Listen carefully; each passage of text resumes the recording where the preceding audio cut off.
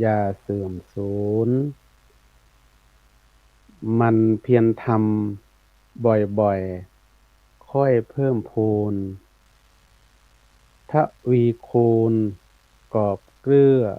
เพื่อหนุนนำการสั่งสมบุญกุศล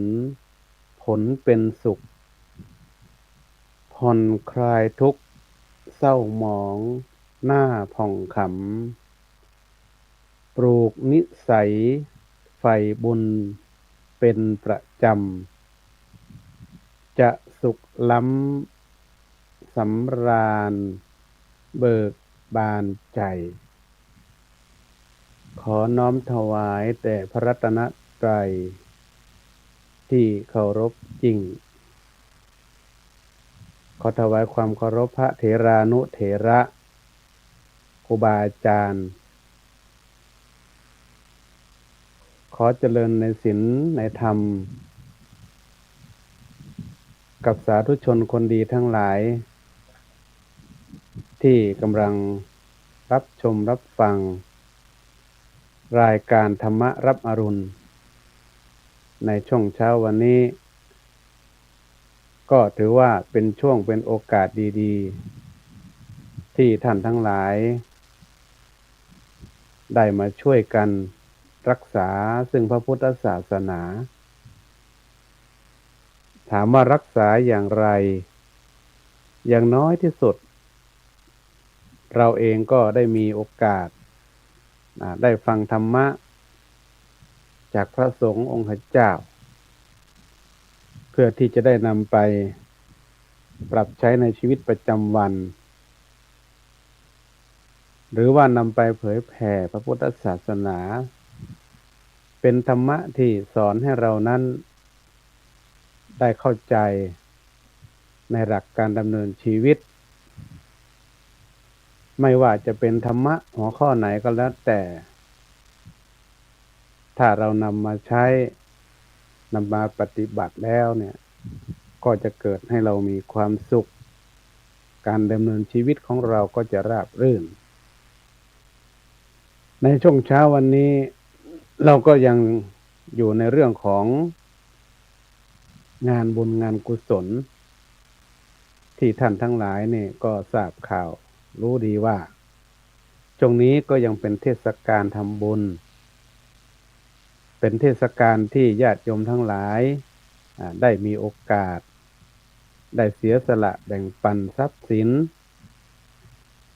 เล็กๆน้อยๆที่เราจะได้ไปร่วมบุญกุศลเขาเรียกว่าบุญกฐินก็เป็นการทานซึ่งอยู่ในห่วงเวลาแค่1 เดือนเท่านั้นหลังจากออกพรรษามาแล้วถึงวันเดือน12หรือว่าวันลอยกระทงถ้าทางเหนือเราก็เดือนยี่เปงก็จะสิ้นการแห่งกฐินแล้วดังนั้นบุญกฐินนี่ถือว่าเป็นบุญที่ญาติโยมสาธุชนทั้งหลายที่มีจิตศรัทธาเลื่อมใสในพระพุทธศาสนานั้นต่างก็ขวนขวายต่างก็มีความกระตือรือร้นในการที่จะสร้างบุญกุศลบางท่านก็อาจจะทำบุญวัดใกล้บ้านบางท่านก็อาจจะทำบุญหลายวัดบางท่านก็อาจจะมีความตั้งจิตตั้งใจที่จะทำบุญ9 วัดหรือว่าเอามากที่สุดตามกำลังของเรานอกจากนั้นบางท่านก็ยังทำบุญเป็นประเภทอื่นเช่นการตั้งโรงทานการทำบุญเป็นเจ้าภาพโน้นเจ้าภาพนี้บ้างไม่ใช่ปัจจัยเงินทองอย่างเดียวการทำบุญเดี๋ยวนี้เนี่ยมันมีหลากหลายวิธีการท่านจะโอนก็ได้จะเป็นปัจจัยเงินสดที่เราจะได้เอาไปบำรุงพระพุทธศาสนาของเราวัดวาอารามก็มีความจำเป็นต้องใช้แต่ว่าตอนนี้ ก็ต้องเข้าใจบริบทของสังคมสถานการณ์มันมีการเปลี่ยนแปลงการใช้เงินใช้ทองนั้นทางวัดก็มีความละเอียดมากขึ้นทุกวัดทั่วประเทศตามที่ท่านมหาเถรสมาคมรวมถึงสำนักงานพระพุทธศาสนาแห่งชาติเนี่ยได้มีนโยบายให้มาจัดการเรื่องของเงินวัดเงินวาให้มีความโปร่งใสให้มีความชัดเจนมากขึ้นแต่ดังนั้นก็ดีญาติโยมทั้งหลายที่ทำบุญนั้นเราก็ไม่ต้องวิตกกังวลเพราะว่าแต่ละวัดนั้นก็มีวิธีการบริหารจัดการให้ถูกต้องตามหลักที่ทางมหาเถรสมาคมก็ดีหรือว่าหน่วยงานที่เกี่ยวข้องก็ดีได้ปฏิบัติตามอย่างเคร่งครัดโดยเฉพาะญาติโยมทั้งหลายที่ทำบุญนั้นก็ไม่ต้องไปวิตกกังวลเพราะว่าทุกวัดก็ได้มีการไปอบรมวิธีการบริหารจัดการเรียบร้อยทุกวัดแล้วดังนั้นการทำบุญกฐินเราก็สบายใจหรือว่าเราก็มีความมั่นใจมากขึ้นเพราะอะไรเพราะว่าญาติโยมเราเองในฐานะที่เป็นพุทธศาสนิกชนนับถือพระพุทธศาสนาเราก็ต้องอาศัยช่วยกันมีใครบ้างก็มีภิกษุภิกษุณีอุบาสกอุบาสิกาถึงแม้ว่าภิกษุณีในประเทศไทยเหล่านั้นไม่มีหรืออาจจะมีก็ได้แต่ว่าบวชในประเทศไทยไม่ได้แต่ก็อาจจะมีอยู่รวมถึงที่สำคัญหน้าที่สำคัญก็คืออุบาสกอุบาสิกาเนี่ยก็คือหมายถึงว่าผู้ที่นับถือพุทธศาสนาเอาพุทธธรรมพระสงฆ์เป็นที่พึ่งนี่แหละเป็นบุคลากรหรือว่ากำลังสำคัญในการที่จะช่วยพระพุทธศาสนาของเรานั้นให้มีความเข้มแข็งให้มีความเจริญรุ่งเรืองได้ลำพังพระสงฆ์หรือภิกษุณีเนี่ยกำลังก็ยังน้อยแต่ว่าอาศัยญาติโยมที่นับถือพระพุทธศาสนาที่เราจะได้มาช่วยกันเป็นกำลังในการที่จะรักษาจะช่วยกันให้พระพุทธศาสนาของเราเนี่ยมีความเจริญรุ่งเรืองเบื้องต้นนี้ก็คือเรื่องของการทำบุญเป็นเบื้องต้นการทำบุญนี่เป็นหลักเบื้องต้นในการที่จะได้ส่งเสริมสนับสนุนกิจการของพระพุทธศาสนาของวัดวาอารามเราทั่วประเทศหลายวัดหลายวาท่านก็มีความใส่ใจมีการส่งเสริมสนับสนุนให้แต่ละวัดนั้นได้มีกิจกรรมตามประเพณีของชาวพุทธของเราญาติโยมก็อย่าไปท้อใจอย่าไปเหนื่อยใจ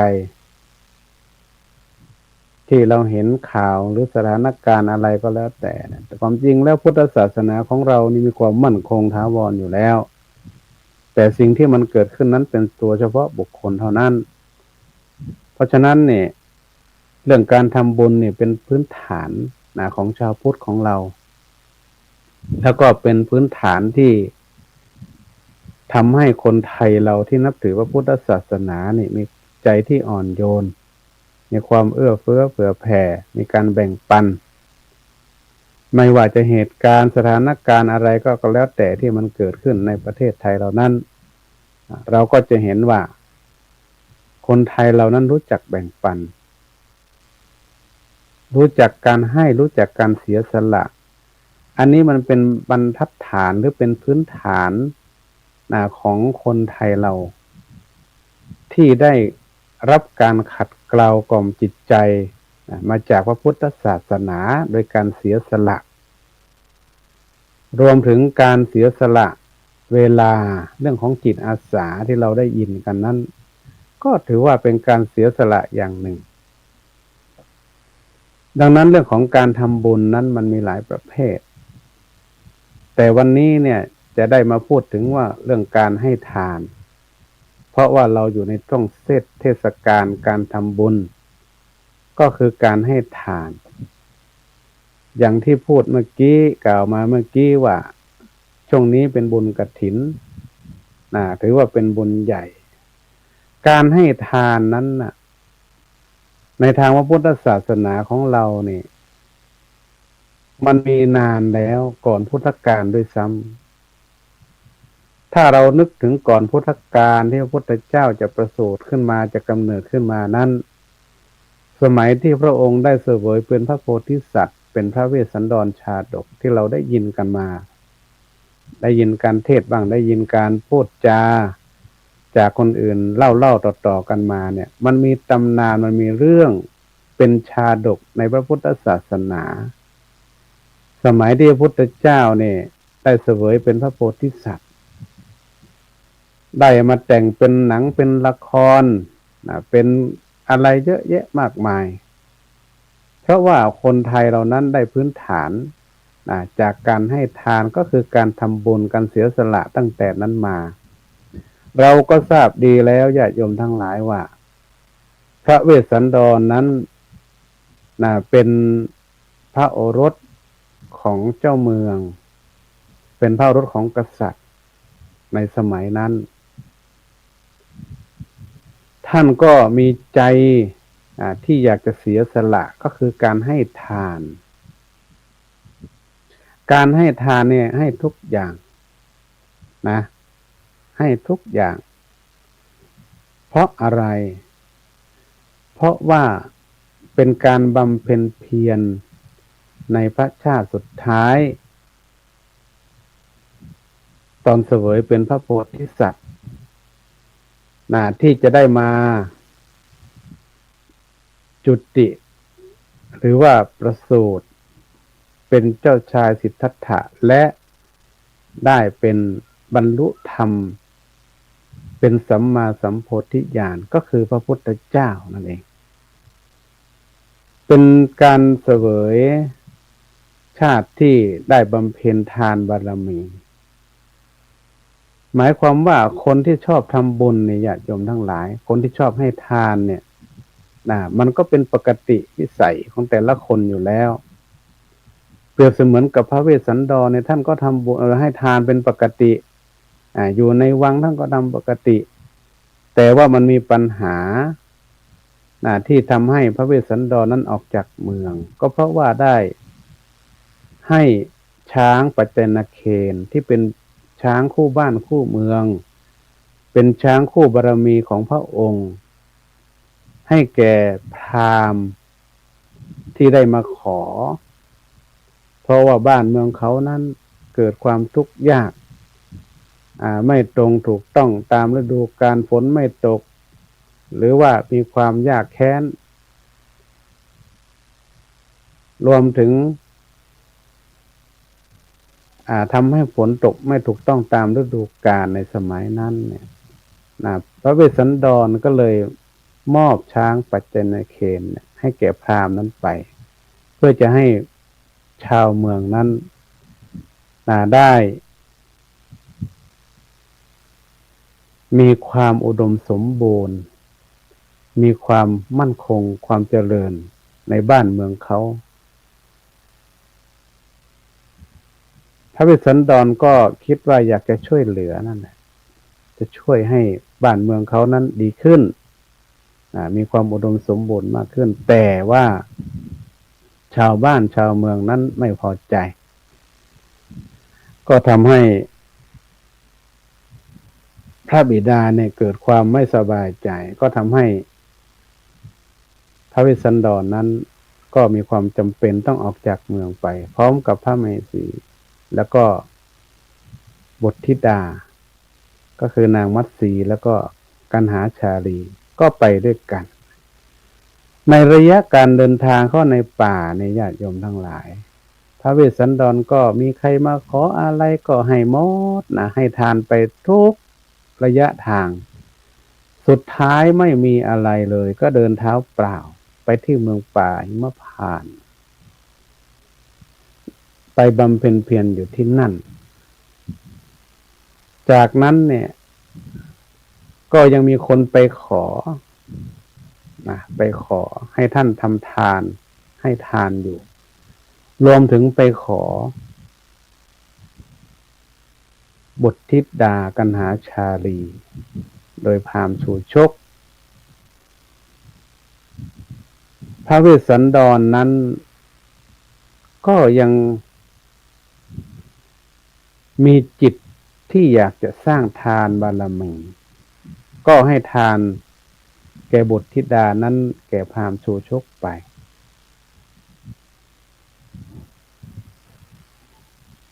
ด้วยบุญบารมีด้วยบุญความดีเนี่ยญาติโยมทั้งหลาย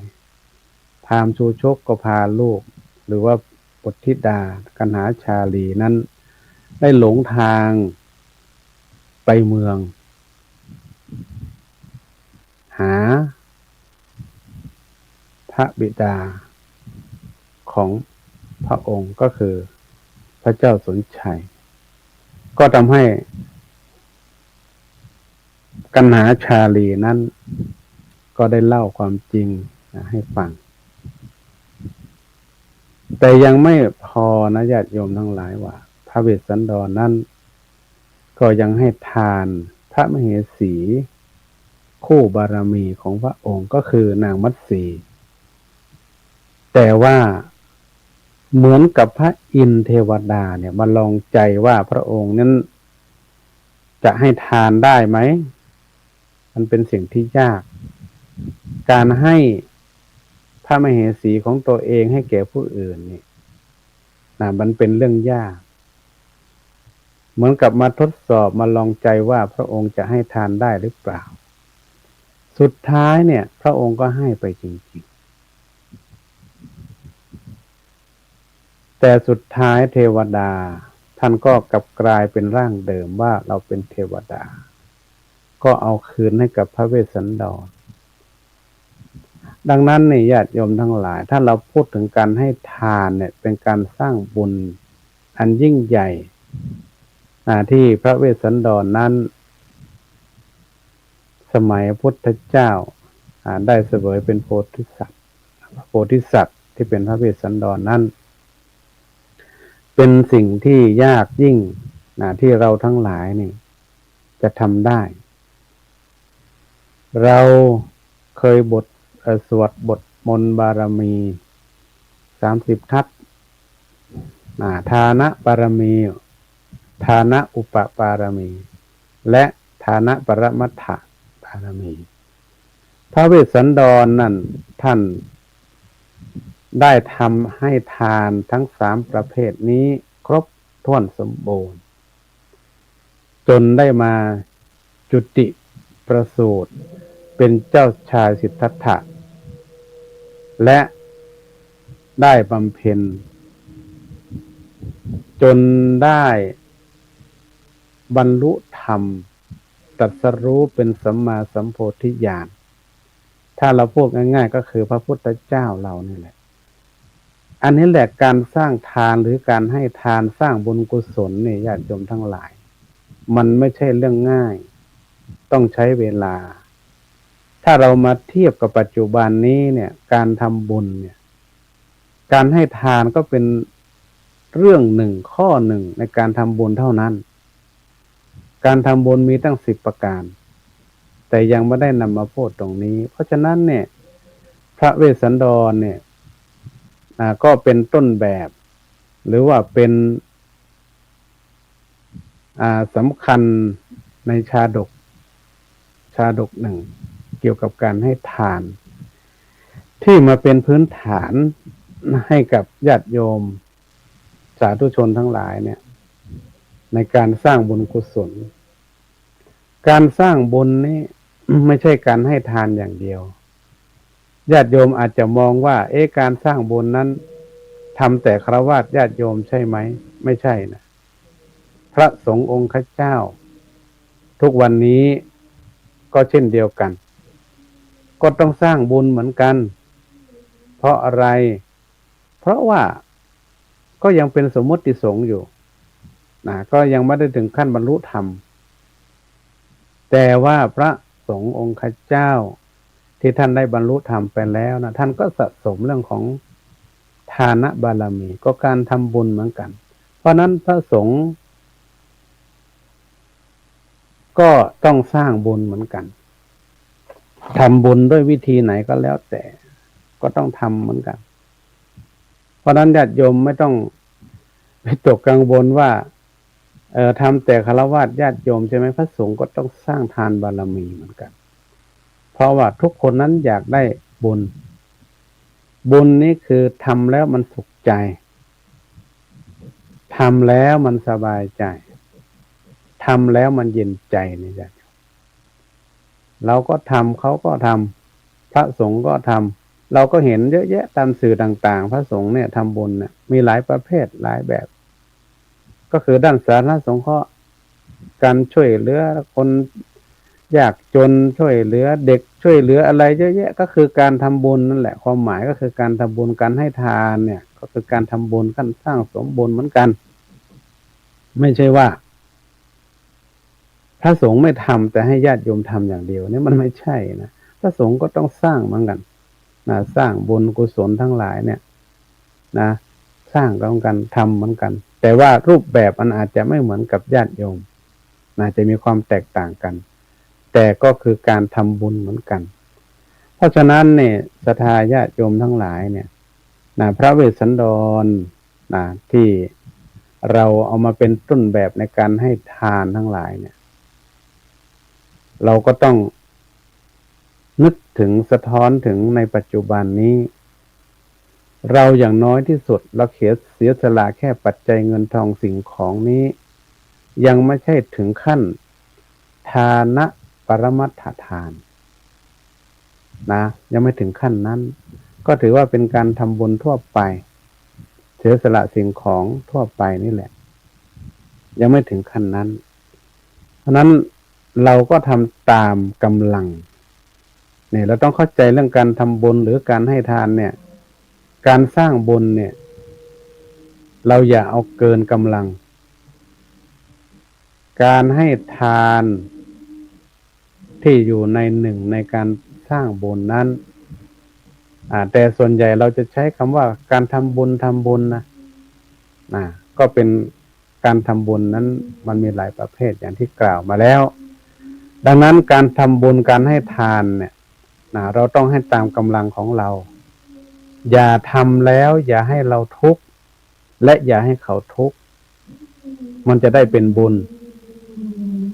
เพราะนั้นเนี่ยเรื่องของการทำบุญนี่ญาติโยมทั้งหลายเราต้องเข้าใจในหลักการเราต้องเข้าใจในการปฏิบัติเราถึงจะได้บุญและรวมถึงได้กุศลได้อานิสงส์มันด้วยอย่าทำไปแล้วโอ้โหหมดเนื้อหมดตัวโยมมีเงิน100 บาททำ100ไม่ไหวเราก็ไม่มีอะไรกินเพราะนั้นความจริงแล้วเนี่ยในหลักของพุทธศาสนาพระพุทธเจ้าพระองค์ก็ได้ตรัสไว้เกี่ยวกับการบริหารเรื่องของเงินส่วนหนึ่งเอาไปทำบุญเนี่ยไม่ได้ไปทั้งหมดไม่ใช่มี100ทำ100ก็ไม่ได้ทานอะไรไม่ได้กินอะไรแล้วเพราะฉะนั้นเนี่ยการทำบุญเนี่ยเราต้องแบ่ง100เราจะทำบุญเท่าไหร่เราจะเก็บเท่าไหร่เราจะใช้เท่าไหร่เราต้องบริหารเราต้องทำบุญแล้วเราอย่าให้เราทุกข์ใจอย่าไปสร้างความเดือดร้อนอย่าไปสร้างความเดือดร้อนให้กับตัวเองแล้วก็อย่าสร้างความเดือดร้อนให้กับคนในครอบครัวอย่าไปสร้างความเดือดร้อนให้กับคนที่รับด้วยนี่การทำบุญมันถึงจะได้บุญนะญาติโยมทั้งหลายไม่ใช่ว่าโอ้ไปทำบุญแล้วทะเลาะเบาะแว้งกับครอบครัวทำแล้วปรากฏว่าไปทะเลาะกับพระกับเจ้าอีกโอ้มันกลายเป็นจะไม่ได้บุญแล้วถ้าอย่างนี้นะเพราะฉะนั้นเนี่ยเรื่องการทำบุญเราต้องเข้าใจนะว่าเราจะแบ่งสัดส่วนยังไงถ้าเรามีเงิน100เราจะทำบุญ20หรือกี่บาทเราเก็บไว้ใช้เท่าไหร่เพราะว่าเราภาระใช้จ่ายในครอบครัวเราก็มี แต่เราไม่สร้างบุญเลยก็ไม่ดีนะญาติโยมทั้งหลายเราต้องสร้างสะสมไว้บุญกุศลเป็นสิ่งที่เรามองไม่เห็นมันจะช่วยเราได้ตอนที่เราลำบากเพราะนั้นเนี่ยก็ขอให้ทุกท่านทุกคนนั้นได้ร่วมกันสร้างบุญสนับสนุนส่งเสริม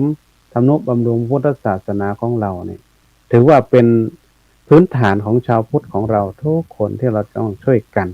ก็คือพุทธบริษัทสี่นั่นเองหมายถึงภิกษุณีอุบาสกอุบาสิกาเราจะช่วยกันประคับประคองรักษาพุทธศาสนาของเรานั้นให้เจริญรุ่งเรืองสู่ต่อไปได้อย่างไรก็บุญเป็นพื้นฐานในการที่เราจะทำแล้วก็เราก็จะสร้างให้พุทธศาสนาของเรานั้นมีความยั่งยืนสืบต่อไปในตอนเช้าวันนี้ก็ต้องขออนุโมทนาได้ช่วยกันรักษาประเพณีวัฒนธรรมอันดีงามที่เราประพฤติปฏิบัติมาก็ขอให้บุญกุศลทั้งหลายนั้นจงสะท้อนย้อนรอยถอยหลังให้กับญาติโยมทั้งหลายให้มีความสุขกายสุขใจเจริญด้วยศีลเจริญด้วยธรรมร่ำรวยเงินทองและขอให้ท่านมีอายุวันนะสุขะภระปฏิภาณธนสารสมบัติ